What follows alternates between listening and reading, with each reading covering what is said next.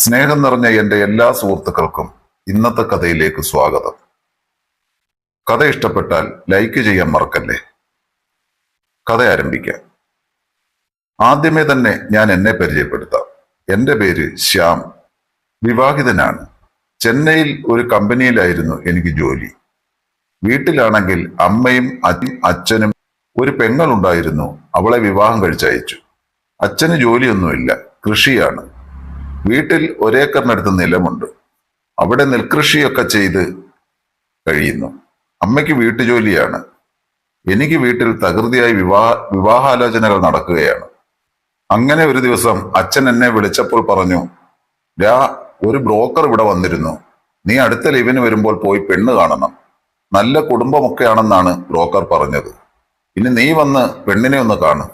നിനക്കിഷ്ടമായാൽ നമുക്ക് വിവാഹം അങ്ങ് നടത്താം. നാളൊക്കെ നോക്കി, നാളെല്ലാം ചേരും. 10-8 പൊരുത്തമൊക്കെ ഉണ്ട്. എന്തായാലും നീ വാ, അച്ഛൻ പറഞ്ഞു. അങ്ങനെ ഞാൻ നാട്ടിൽ വന്നപ്പോൾ പോയി പെണ്ണ് കണ്ടു. പെണ്ണിന്റെ പേര് ആതിര. നല്ല വെളുത്തു കൊലുന്നനെയുള്ള ഒരു പെൺകുട്ടി. എനിക്ക് നന്നേ ബോധിച്ചു. ആതിരയുടെ പിന്നിൽ ചേച്ചിയുടെ പയ്യനെ കാണാൻ കൗതുകത്തോടെ നിന്ന മറ്റൊരു പെൺകുട്ടി, ആദിത്യ. അവൾ ആതിരയുടെ അനിയത്തിയാണെന്ന് മനസ്സിലായി. അവളും ഒരു സുന്ദരിക്കുട്ടി തന്നെയായിരുന്നു. ആതിരയ്ക്കും എന്നെ ഇഷ്ടമായി. പിന്നെ അങ്ങോട്ടും ഇങ്ങോട്ടുമുള്ള പോക്കുവരവ് പെട്ടെന്ന് കഴിഞ്ഞു. വിവാഹം പെട്ടെന്ന് തന്നെ അങ്ങ് നടത്തി. ആതിരയെ എനിക്ക് നേരത്തെ തന്നെ അറിയാം.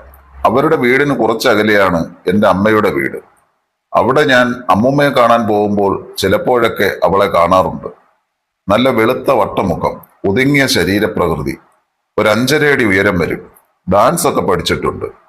അവൾ ഡിഗ്രി ഫൈനൽ ഇയറിന് പഠിച്ചുകൊണ്ടിരിക്കുമ്പോഴായിരുന്നു ഞങ്ങളുടെ വിവാഹം. ബ്രോക്കർ കൊണ്ടുവന്ന ആലോചന ഇതായിരുന്നു എന്നറിഞ്ഞപ്പോഴേ എനിക്ക് വളരെ സമ്മതമായിരുന്നു. അവളെ കണ്ടാൽ ആരായാലും ഒന്ന് നോക്കി നിന്നു പോകും. അത്രയ്ക്ക് ആകർഷണീയതയായിരുന്നു അവളുടെ ആ കണ്ണുകൾക്ക്. പക്ഷെ അവളുടെ അനിയത്തി ആദിത്യയെ കണ്ടപ്പോൾ തന്നെ എനിക്ക് മനസ്സിലായി അവളൊരു കൊച്ചു കുറുമ്പിപ്പെണ്ണാണെന്ന്. ആരെ കണ്ടാലും ചിരിച്ചു കളിച്ച് വാതാരാതെ എപ്പോഴും കലപില കലപില എന്ന് സംസാരിച്ചു കൊണ്ടിരിക്കുന്ന അവളെ എല്ലാവർക്കും വലിയ ഇഷ്ടമാണ്. ആതിരയ്ക്കാണെങ്കിൽ കുറച്ചു പക്വതയുണ്ട്. കുടുംബത്തിലെ മൂത്ത കുട്ടിയല്ലേ, അതുകൊണ്ടായിരിക്കും. പക്ഷെ അനിയത്തി നേരെ ഓപ്പോസിറ്റ് ആയിരുന്നു. കല്യാണം കഴിഞ്ഞതിന് ശേഷം ഞാൻ അവൾക്ക് സ്വന്തം ചേട്ടനെ പോലെയായി.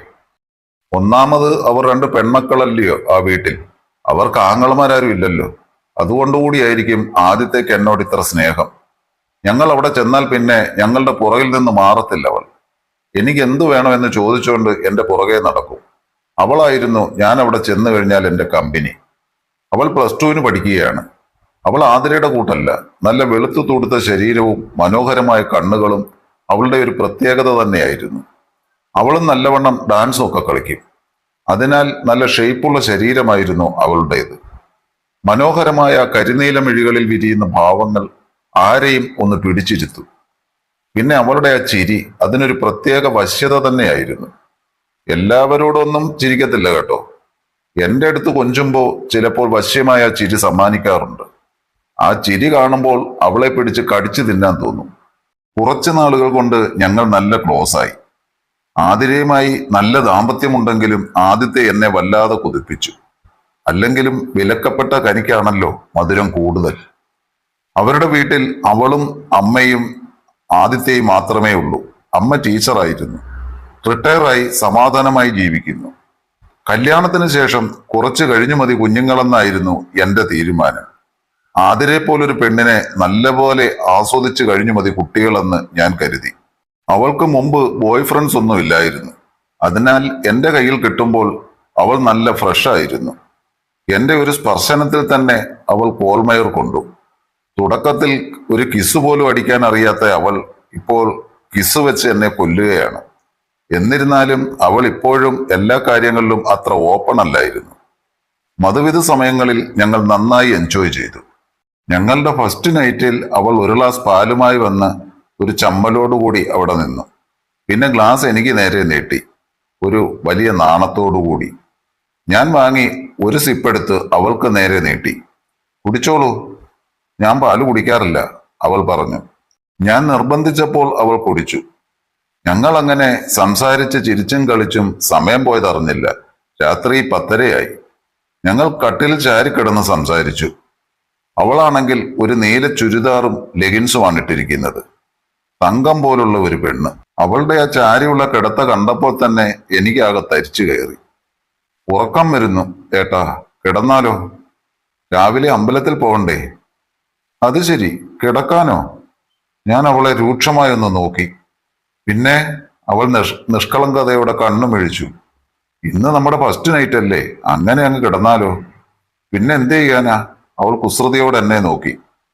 പാല് തന്നെ കുടിച്ചില്ല, എനിക്ക് തന്നില്ലല്ലോ. അയ്യടാ, വേണ്ടാന്ന് പറഞ്ഞിട്ടല്ലേ ഞാൻ മൊത്തം കുടിച്ചത്. അവളും രൂക്ഷമായിട്ടൊന്ന് നോക്കി.